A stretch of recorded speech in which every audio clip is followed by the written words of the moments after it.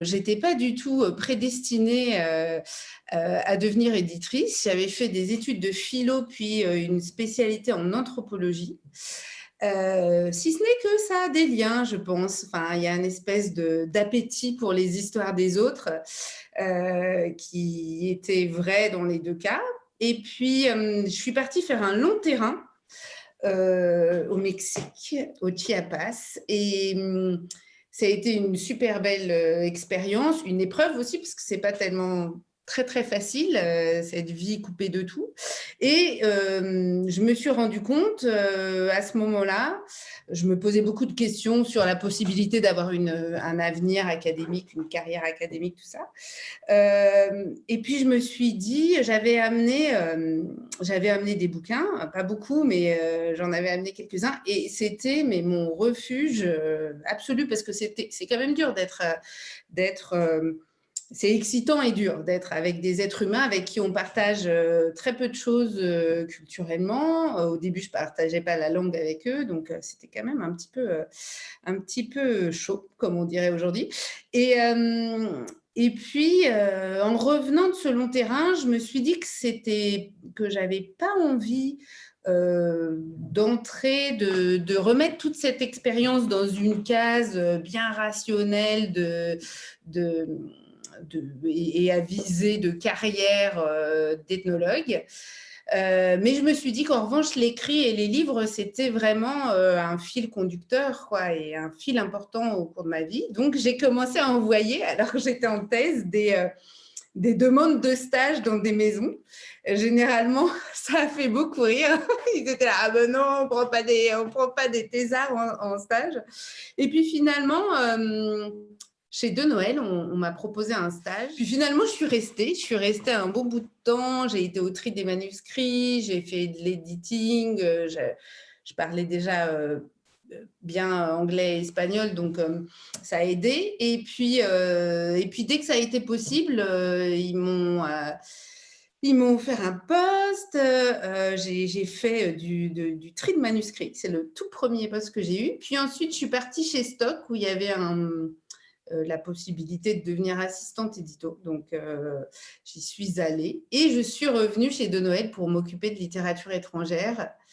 D'abord comme assistante édito et puis petit à petit comme éditrice de cette collection. Et là-bas, j'ai fait plein de bouquins aimés et que j'ai précieux à mes yeux. Il y a eu des expériences incroyables. Le premier Catton, c'était là-bas, et puis l'Eknosgard, enfin le premier en tout cas. Et puis en 2012, je suis partie chez Buchet, qui avait envie de renouveler un peu l'image de sa collection de littérature étrangère et de revenir justement vers des textes plus littéraires. C'était un peu la donne à ce moment-là, de renouer et puis de faire revivre aussi l'histoire de cette collection. Qui avait été quand même créée par Nadeau, publiant Laurie, Miller, vraiment des super noms de la littérature étrangère. Donc, c'était un petit peu l'idée. C'était génial parce qu'il y avait une page blanche. Vera Michalski avait très, très envie de développer cette littérature étrangère de qualité, autre que celle qu'elle développait, elle, qui était très tournée vers les pays de l'Est avec noir sur blanc. Et puis de créer encore quelque chose d'un peu différent de Phébus, qui fait aussi partie du même groupe éditorial. Et voilà, l'aventure a commencé. Il y a eu assez vite des choses très belles et qui, moi, m'ont apporté beaucoup de bonheur. On a construit, je pense, un beau catalogue de littérature étrangère exigeante, comme on dit, venue d'un petit peu partout, avec une prédominance anglo-saxon et hispanophone, puisque ce sont mes langues. Mais voilà, ça a été jalonné de très belles choses. Atticus Slisch, Eleanor Catton de nouveau, qui a bien voulu me faire confiance chez Buchet, Emma McBride, Viv Albertine, Myriam Taves, il y a Anya Yanagihara, enfin, tous ces auteurs et autrices qui ont jalonné l'histoire de Buchette de ces 3-4 dernières années, avec beaucoup de très beaux prix à l'international, un premier prix en France, le prix de littérature, Grand Prix de littérature américaine, pardon, pour Atticus Lich. Donc voilà. Et puis finalement, ce confinement est arrivé, et comme tout le monde, j'ai réfléchi un peu à mais mon Dieu, qu'est-ce que la vie, qu'est-ce que je veux faire, et puis s'est présentée l'occasion de créer une maison à soi, comme un peu isoler une chambre à soi, comme disait l'autre. Et pour moi, c'était une aspiration à aussi prendre plus de temps, d'avoir une production que je mènerais de bout en bout et dont je pourrais prendre soin, des livres et des autrices dont je pourrais prendre soin depuis le moment où le manuscrit arrive jusqu'à très avancé dans la commercialisation, ce qui est quelque chose qu'on ne peut pas toujours faire, non pas par manque de volonté, hein, mais parce que parfois les structures de maisons un peu plus grandes permettent pas cette espèce de travail de dentelière parce qu'ils sont pris dans d'autres impératifs et puis ils ont un process de production et de commercialisation qui est parfois différent. Donc, c'était une grande joie. J'avais aussi très envie de créer un catalogue très typé, qui est vraiment un axe immédiatement identifiable. Il se trouve que ces 2 dernières années chez Buchet, la dominante avait été féminine dans les écrits et dans les textes publiés. C'est quelque chose qui me tenait à cœur. À ce moment-là, comme tu sais, je vivais en Grande-Bretagne où ces questions se posent un petit peu différemment que chez nous et où on n'hésite pas à aller vers une forme d'affirmative action. Voilà, on ne fait que des femmes, on ne fait on s'occupe de telle ou telle communauté.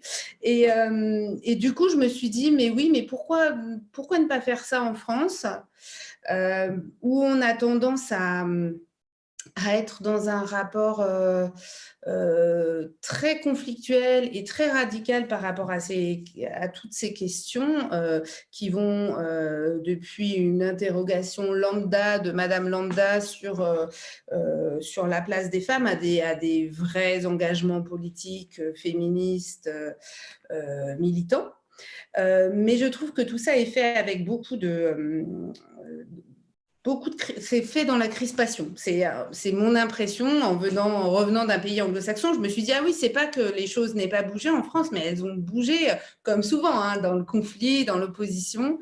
Et je me suis dit, bon, moi j'ai envie de mettre à l'honneur les femmes, j'ai envie de porter des textes de femmes, pas forcément des textes dans ce qu'ils disent de politique, mais parce que publier c'est politique et donc faire ce choix au départ, de toute façon, c'est politique. Donc voilà.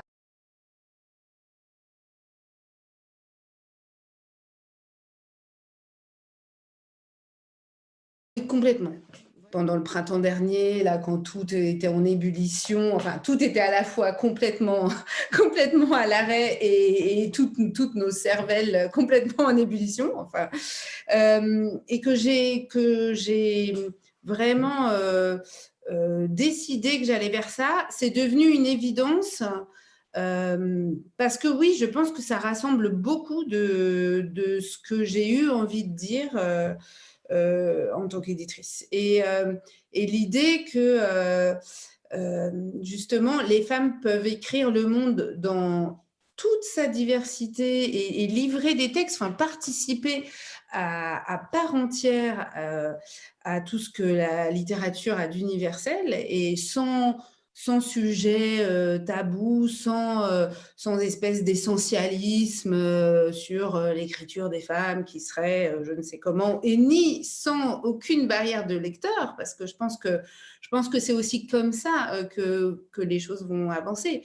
Que les hommes lisent ce que les femmes ont à dire sur le monde, ce serait super. Alors ça, c'est aussi, je pense, quelque chose, bon, beaucoup de maisons hein, s'en préoccupent aujourd'hui. Ces textes hybrides entre fiction et non-fiction, ils prennent de plus en plus de place. Et je pense que c'est une bonne chose et que parmi les écritures et les autrices, j'ai l'impression que c'est des formes qui attirent beaucoup. Parce qu'elles permettent aussi de dire le monde un petit peu autrement, sans être ni dans la case d'essai qui affirme, très docte, et puis pas non plus dans la case complètement fictionnelle. Je pense que ce sont des formes qui, en effet, dont les femmes s'emparent particulièrement. Et je pense que ce sera vrai aussi des thématiques abordées. Tu parlais du rapport à la nature et presque une forme d'écoféminisme dans certains textes. Mais je pense aussi que c'est des thématiques dont, enfin, dans la production aujourd'hui en France, il y a peu d'autrices qui parlent de ça précisément. Et j'aimerais bien aller vers des thématiques qu'on n'attribue pas aux femmes. Je pense à un des 2 premiers romans, par exemple, qui parle des radiations et de l'histoire du nucléaire au Japon, Erika Kobayashi, Trinity, Trinity, Trinity. Alors, je ne dis pas que ça n'a pas existé, hein. Il y avait un très beau texte là, chez POL, La Centrale, qui abordait des questions comme ça. Mais en tout cas, je pense qu'on n'attend pas forcément les femmes sur ces histoires-là, ou en septembre, il y a un western qui se passe dans les montagnes andalouses, dans une Espagne rurale hyper aride, avec un personnage féminin comme ça, de battante.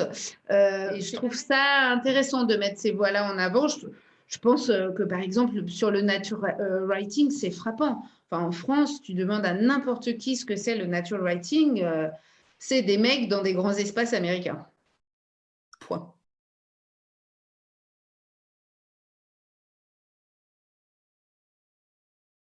Pour moi, c'est une héroïne incroyable de roman. Elle dit une espèce d'aspiration à la liberté, à une sensualité très liée à l'espace, au paysage.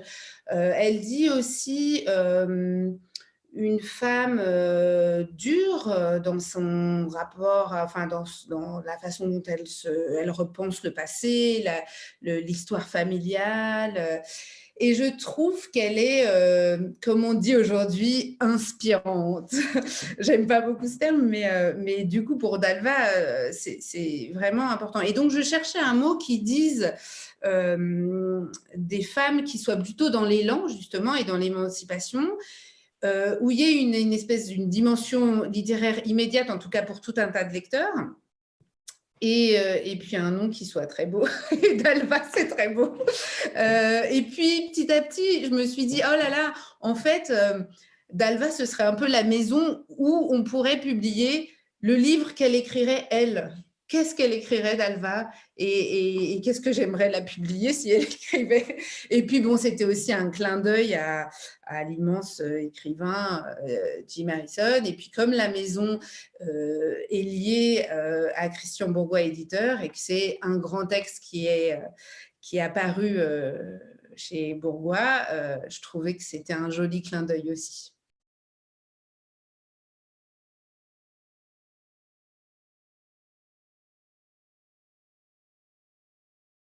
Du coup, c'est un pur hasard. Non, pour le coup, je n'irai pas jusque-là parce que justement, je ne lis pas cette question. Enfin, l'idée de publier que des femmes, elle est vraiment liée à l'idée qu'on est moins publié. Voilà. Et je ne le lis pas du tout, comme je te disais tout à l'heure, à quelque chose à une vision très essentialiste qui ferait que les femmes écrivent absolument différemment. Pour moi, elles écrivent de la littérature et la littérature est universelle dans ce qu'elle a à donner.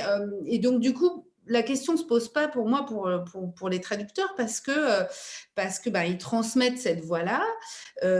Et je sais que c'est un débat qui agite beaucoup. On l'a vu récemment avec la triste histoire de Marieke Rijsnovel aux Pays-Bas, mais pour moi, qu'un homme traduise les voix de femmes que je veux publier, c'est pas du tout un problème.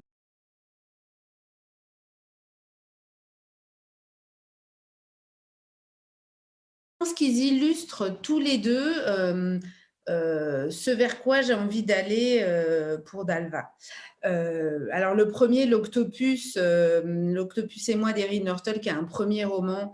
Alors là, quand je l'ai lu, et c'est venu confirmer en fait ce que j'avais envie de développer chez Dalva, qui est traversé par ces questions d'écoféminisme, d'éco-poétique que tu connais bien, qui était alors là vraiment un texte où je me suis dit, ah oui, ça c'est Dalva, tout de suite. Alors l'Octopus et moi, ça a vraiment été un livre qui a accompagné des jours d'enfermement, comme on a tous vécu l'an passé. La première fois que je l'ai lu, j'ai refermé ce livre en me disant, oh là là, mais j'aimerais être en Tasmanie avec l'héroïne de ce livre en train de boire des bières sur la plage.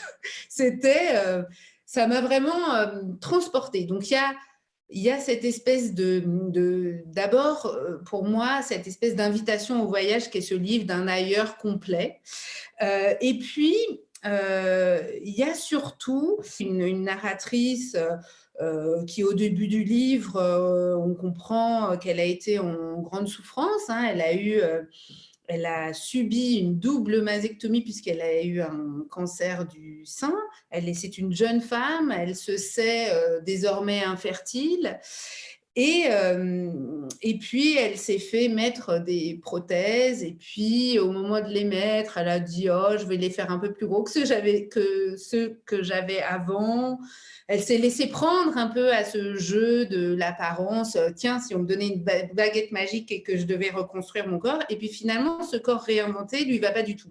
Elle se rend compte qu'elle a choisi un corps qu'on lui a imposé plutôt qu'elle n'a choisi. Et donc, on va suivre cette femme à ce moment critique de sa vie où elle est déboussolée. Elle est perdue, elle fait partie de ces néo-ruraux un peu qui vivent dans une communauté de pêcheurs en Tasmanie, mais elle ne se sent pas vraiment liée à cette communauté, pas vraiment liée à l'endroit où elle est, même si elle a des fortes convictions liées à l'écologie, et puis pas du tout bien dans son corps. Et puis un soir, elle va s'embrouiller avec son compagnon. Elle part se promener sur la plage. C'est une espèce de nuit magique, puisque dans ce coin de Tasmanie, il y a ce phénomène naturel qui fait qu'il y a plein de petits planctons phosphorescents. Donc, on imagine cette baie baignée par la lumière de la lune et par les petits planctons phosphorescents. Et puis, au loin, elle distingue les silhouettes de deux femmes qu'elle connaît, qui sont des pêcheuses du coin, qui ont la soixantaine, et qui sont en train de pêcher le poulpe. Et c'est un peu une scène initiatique pour elle. Elle se joint à elle dans l'obscurité et ces deux femmes l'invitent à venir la prochaine fois. Elle lui dit « Oh, tu sais, nous, on est un peu vieilles, on n'arrive plus trop à faire ça ». Et ça va être le début d'une espèce de passion pour ces pieuvres, dont elle va découvrir que dans ce coin précis de la Tasmanie, il leur faut sortir de leur élément, traverser, ils sont au niveau d'un isthme, donc traverser une route pour aller rejoindre l'océan de l'autre côté dans l'espoir de pondre leurs œufs. Et du coup, elle va s'identifier à cet animal qui doit sortir de soi, aller vers quelque chose de nouveau pour essayer de se réapproprier sa vie et de perpétuer la vie de son espèce. Elle est complètement émue par le regard d'une pieuvre. Il y a des très belles scènes de nage où elle nage avec ces animaux et où à leur contact, sa vision de ce que c'est une certaine forme d'intelligence émotionnelle va changer. Et elle va trouver sa place dans cette communauté, d'abord, qui l'entoure, de pêcheurs. Elle va se lier aux gens, elle va se lier aux animaux, elle va se lier à la nature. Et sa renaissance va nous apprendre tout un tas de trucs sur le monde dans lequel on vit et les urgences qui devraient être les nôtres. Mais moi, ce que j'ai particulièrement aimé, c'est que c'est un livre qui aborde des sujets dur et sérieux. Qu'est-ce que le corps des femmes? Comment se le réapproprier quand on est une femme et qu'il a souffert? Qu'est-ce que devrait être idéalement notre rapport à la nature, au vivant? Quel lien peut-on entretenir avec les animaux? Qu'est-ce qu'ils nous disent de nous-mêmes? Mais c'est dit avec beaucoup de fraîcheur et sans aucune... il n'y a pas du tout c'est pas du tout péremptoire, c'est pas du tout définitif. Et j'ai trouvé ça très beau, cette héroïne qui se cherche et qui nous dit ses doutes. Il n'y a pas de moment où elle nous assène des grandes vérités sur comment remédier au changement climatique. Tout ça est dit dans le texte, mais c'est dit avec beaucoup de douceur. Et puis, elle a fait un choix que moi, je trouve très audacieux et très beau, c'est qu'elle fait parler des animaux. Elle fait parler les pieuvres, elle fait aussi parler des phoques et puis des puffins, des oiseaux. Euh, et c'est une étrangeté au départ. On est là, on est un petit peu déstabilisé. Et puis, on comprend que ça fait partie de ces liens qu'elle va recréer. Et donc, leur voix a toute sa place dans cette narration. Et c'est assez beau, ces chapitres dédiés, parlés par des animaux. Et puis, j'avais envie aussi de dire tout de suite ce vers quoi on allait aller. Alors, déjà, je trouvais que de choisir une autrice qui vient de très loin, d'un monde complètement différent, c'était dire aussi à quel point on allait justement avoir des gens qui écrivent le monde entier. Et puis, comme je l'ai évoqué un petit peu tout à l'heure, c'est un texte très particulier qui réfléchit sur la place du nucléaire au Japon à partir d'un événement imaginé, puisqu'on est le jour de l'inauguration des Jeux Olympiques, dont je ne sais plus dire si on doit dire dystopie ou autre chose, puisqu'on ne sait pas s'ils vont avoir lieu un jour. Et on sait que Tokyo est agité depuis plusieurs semaines par une espèce de montée d'angoisse, puisqu'on retrouve des vieillards de toutes classes sociales confondues qui portent à leur oreille dans des lieux publics une pierre radioactive et qui raconte l'histoire des radiations. Et on ne sait pas si c'est un groupe terroriste, si c'est un espèce de syndrome hyper étrange dont souffrent ces vieillards. Et la narratrice suspecte sa mère de faire partie de ce groupe. Et à travers cette journée un peu particulière, elle raconte l'histoire du Japon, du nucléaire, de la naissance des premières recherches de Marie Curie, jusqu'à la catastrophe de Fukushima. Donc, je trouvais que c'était un bouquin extrêmement original. Ça parle d'une trinité de femmes, puisqu'il y a la narratrice, sa mère et puis sa jeune fille adolescente. Et ça regroupait pas mal aussi des thématiques. Alors, c'est une forme beaucoup plus ténue, c'est un roman d'atmosphère presque écrit en petit haïku, donc aussi quelque chose de littérairement plus exigeant pour le lecteur, sans doute que l'Octopus, qui est beaucoup plus narratif et dans lequel on s'engage différemment. Et j'avais envie de donner dès l'ouverture l'idée que Dalva, dans son choix qui peut paraître très ferme et très limité, serait ouvert à des types de narration, des types de formes, des types de styles très différents.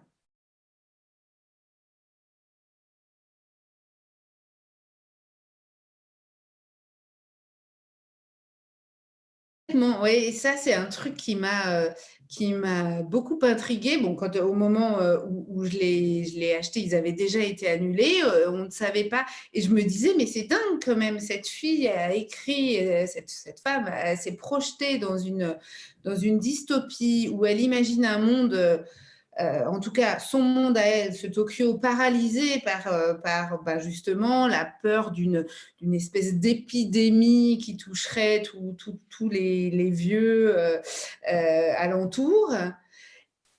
Et elle s'est retrouvée, enfin oui, cette idée que la fiction résonne tout d'un coup aussi fortement avec un présent que pourtant elle-même avait essayé d'anticiper encore d'une autre manière, je trouve ça assez fascinant. Mais cette fille est assez fascinante. Elle est aussi artiste visuelle et elle ne travaille. Enfin, ça, c'est aussi quelque chose qui moi me touche beaucoup. Les gens avec des obsessions.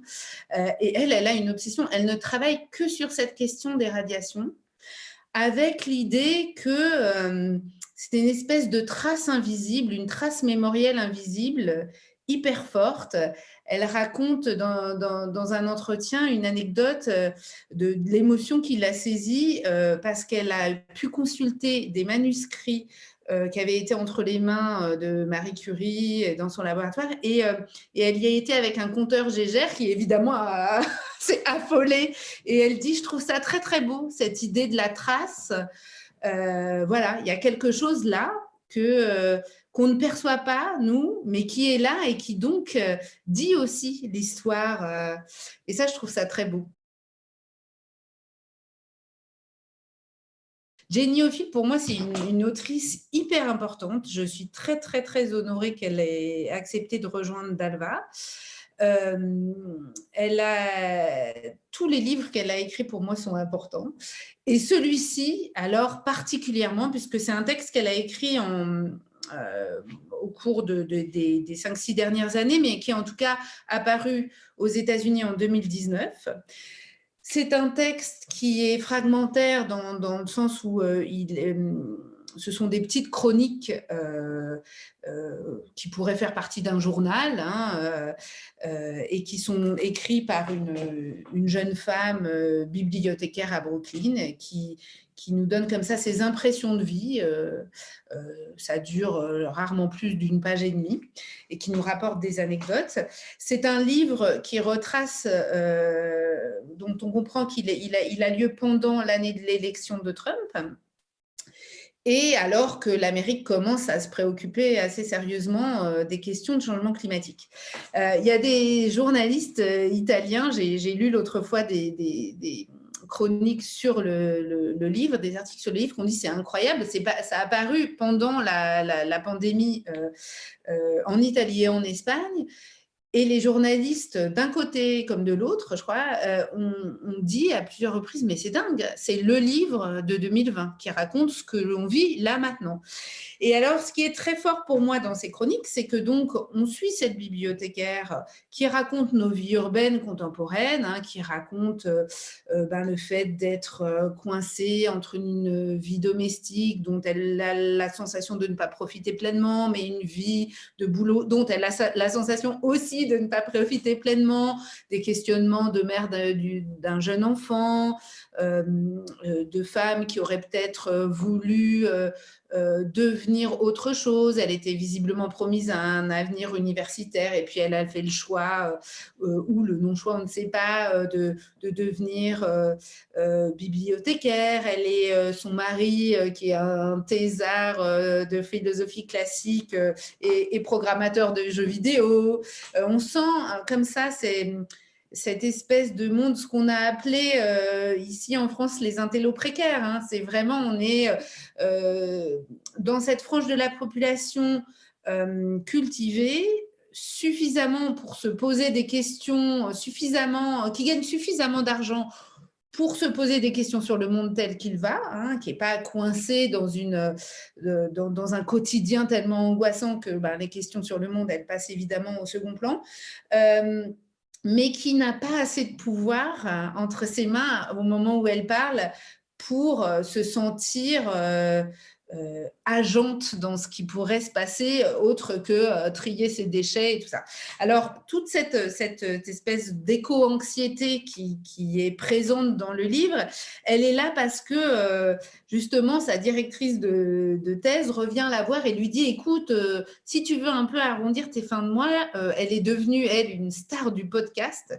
Elle a ce podcast qui s'appelle Enfer et Grandes eaux, et qui parle de la fin de la civilisation, de la fin du monde, et puis de la menace climatique. Et elle est submergée de courriers, elle ne peut plus répondre. Et donc, elle va la voir, elle lui dit, si tu veux arrondir tes fins de mois, s'il te plaît, réponds à mes courriers, je n'en peux plus. Et donc, on va avoir cette femme, Lizzie, cette narratrice, qui en plus de nous raconter les petites anecdotes sur ses usagers de la bibliothèque, les mamans qu'elle croise à l'école, va voir tout d'un coup son quotidien envahi par les questions hyper pressantes ou les témoignages hyper angoissants d'à peu près tout ce que la Terre compte de zinzin ou de gens préoccupés, comme toi et moi. Donc, elle va devoir répondre à des courriers sur la disparition des abeilles, mais aussi des gens hyper religieux, angoissés, et pour savoir quand est-ce qu'on va savoir que la dernière génération est la dernière. Et puis, elle va aussi croiser des riches types de la Silicon Valley qui se demandent où fera-t-il bon migrer une fois que New York sera sous les eaux? Et donc, cette angoisse-là, cette angoisse avec un grand A, de l'événement catastrophique qui va arriver, mais sur lequel elle n'a pas beaucoup d'influence, va venir entrer en collision avec toutes les petites angoisses du quotidien. Alors, elle le prend avec, là, c'est un texte qui est fait avec beaucoup de drôlerie sur le ton de l'ironie mordante, hein, mais je trouve que c'est assez juste. Et en effet, c'est le livre du moment parce que, moi, personnellement, c'est exactement ce dans quoi je me sens prise. Entre l'imminence de la catastrophe auquel je pense toute la journée, hein, est-ce qu'on va survivre à cette fichue pandémie, et puis les impératifs du quotidien, est-ce que j'ai bien préparé le sac de piscine? Voilà. Donc, pour moi, c'est un grand, grand texte sur le monde contemporain, un grand roman américain, et elle est reconnue d'ailleurs comme telle, elle est adulée, Jenny Ophil. Elle n'a pas eu encore son moment, je crois, en France, mais j'espère que cette rentrée le sera.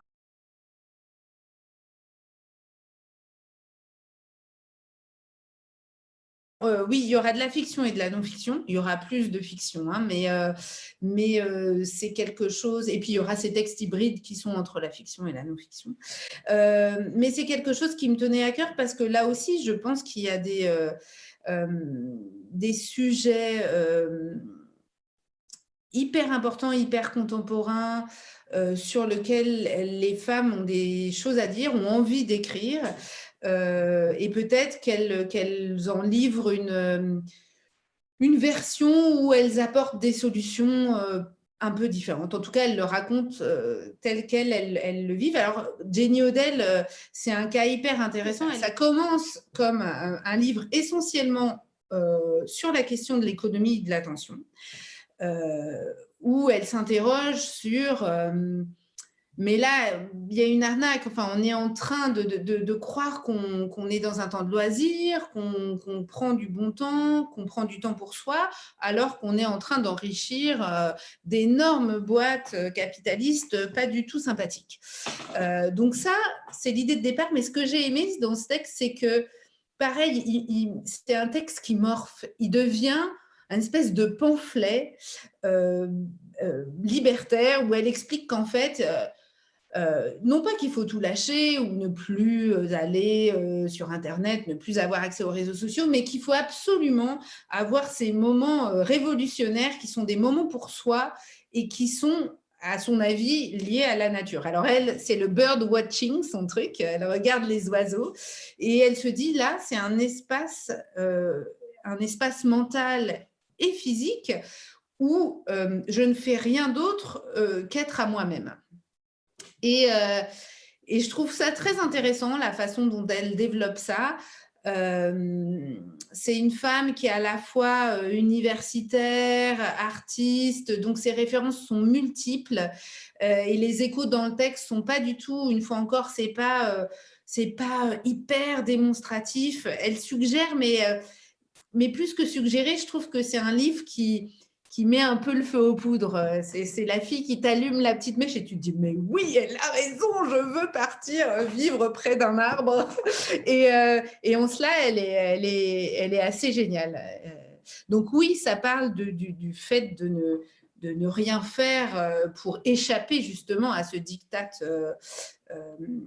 ultra-libéral qui monnaie même le moindre loisir ou la moindre amitié.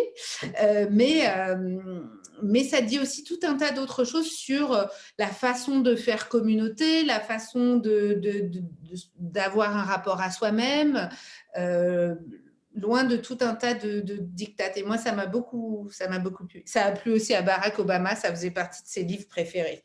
Alors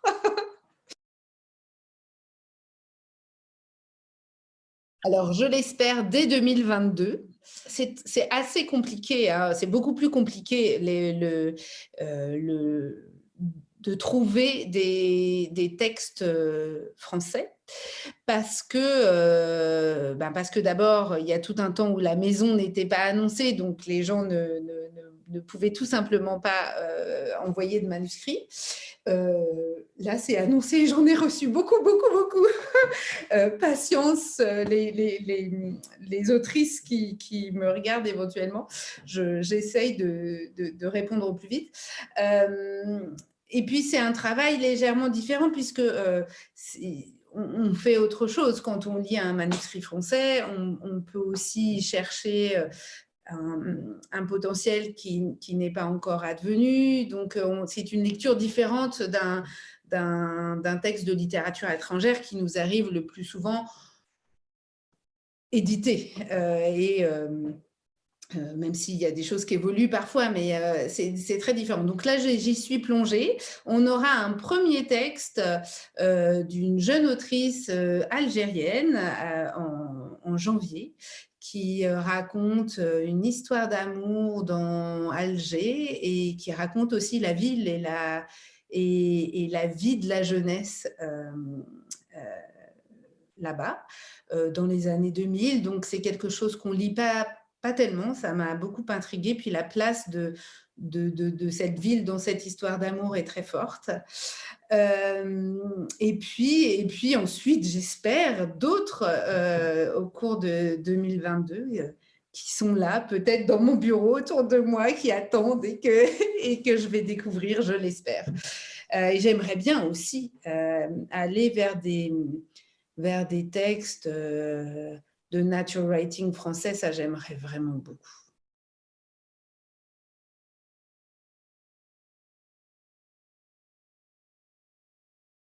Oh ben, pour moi, il y a deux autrices et deux textes qui me viennent immédiatement à l'esprit quand tu me poses cette question. C'est Girls d'Edna O'Brien, qui est, je trouvais, une référence absolue et que j'imagine tout à fait chez Dalva parce que là, pour le coup, c'est les femmes écrivent le monde. Et puis Croire aux fauves, bien sûr, pour la dimension justement de rapport au vivant, qui est extrêmement fort, le Croire aux fauves de Nastasia Martin.